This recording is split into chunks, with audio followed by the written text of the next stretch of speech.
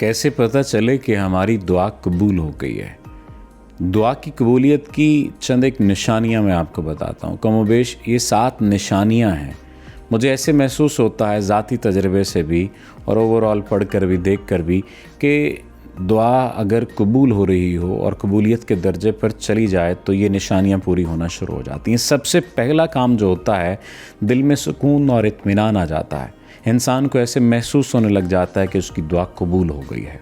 जब आप अल्लाह सुब्हानहू व तआला से दुआ करते हैं और वो आपकी दुआ को कबूल करता है तो दिल में सुकून और इत्मीनान की कैफियत पैदा कर देता है। दूसरा, दुआ के फ़ौरन बाद आपको अच्छे अच्छे मौके मिलने लग जाते हैं उसी काम को लेकर, उसी चीज़ को लेकर, जिस चीज़ को लेकर आपने दुआ की होती है, चाहे रिश्ते को लेकर, चाहे लोगों को लेकर, चाहे जॉब को लेकर, नौकरी को लेकर, कारोबार को लेकर। मौके आपके ज़हन दिल में भी पैदा होना शुरू हो जाते हैं और अमली तौर पर भी।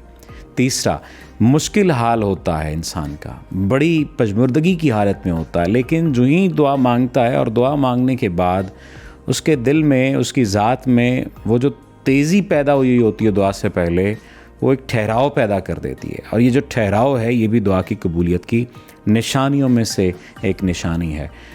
दुआ का असर इंसान अपनी ज़िंदगी में महसूस करता है, अपने उठने बैठने में, चलने फिरने में, सोने जागने में। उसे महसूस होता है कि उसकी दुआ आहिस्ता आहिस्ता इम्पैक्ट क्रिएट कर रही है और इसके पीछे उसका यकीन होता है, खुदा के ऊपर कामिल यकीन होता है।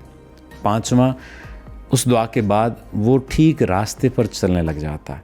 अगर वो किसी गलत रास्ते पर भी होता है तो कुदरत उसे वहाँ से खींच तान के ऐसे रास्ते पर ले आती है जो कि ठीक रास्ता होता है, यानी वो हिदायत की तरफ आ जाता है। अब यहाँ पर हिदायत से मुराद एक तो सिरात मुस्तकीम वाला रास्ता है, यहाँ पर हिदायत से मुराद ये भी है कि वो काम जो एक और रास्ते पर चलकर होना है और आप किसी और रास्ते पर चलकर हासिल करने की कोशिश कर रहे हैं उस मंजिल को, तो आप उस रास्ते पर आ जाते हैं जिस रास्ते पर वाक़तन चलकर वो मंजिल आपको मिलनी है। फिर छठी जो चीज़ है, दुआ के नतीजे में बरकत आने लग जाती है। और जब अगर बरकत आने लग जाए आपके मौजूदा कामों में, मौजूदा वक्त में, मौजूदा चीज़ों में, तो समझ लीजिए दुआ कबूल हो रही है। और सातवीं और सबसे बड़ी चीज़ ये है कि आपके ईमान में इजाफ़ा होने लग जाता है।